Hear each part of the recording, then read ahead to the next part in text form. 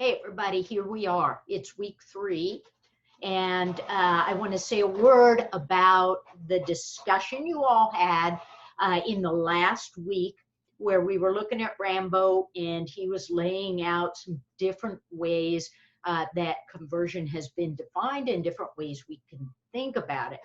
And in reading through all your comments, what I really appreciated was the ways in which you were saying, all right, I'm thinking a little differently now. I'm beginning to press against some of what I was thinking. For some of you, it was like, oh Lord, please not conversion for a full semester. I heard that. And for others of you, it was like, well, I had this really clear, narrow kind of understanding this what conversion is. And now you're beginning to pull apart that definition. And, we always say that in seminary, the whole goal is to wrestle and then to put it back together again. And so this is really the work we're doing. And I thought that you had a very healthy, engaged kind of discussion about how those first definitions begin to reshape your thinking. And this week, we're moving now into practice of ministry. And remember, we're trying to think about the theory and theology really that lies behind our practice of ministry. And so we might say this: how does conversion influence our practice of ministry?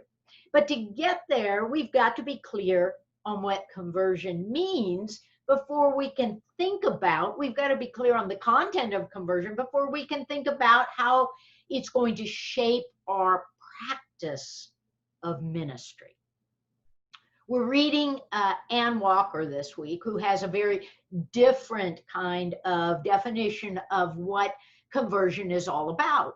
And you may not agree with it. That's not the point, but it gives you more to wrestle with and to really think about what do we do in our congregations that reshape people, not only in their thinking, but in their acting in the world in ways that reflect Christ in the world. That's our job when we're leading congregations, is to help shape people to better reflect Christ in the world.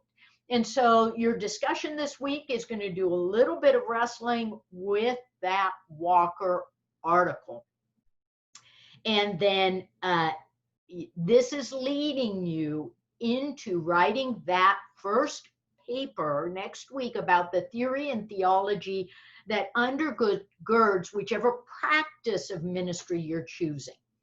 Remember, if you're not clear about this, go back to the professor who taught that course and say, I need to wrestle with the theory and the theology that underlies the practice of worship, of evangelism, of whatever you're choosing, pastoral care, whatever you're choosing.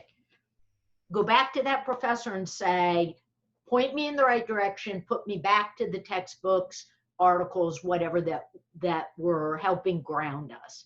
Okay, that's what that first short paper is going to be about.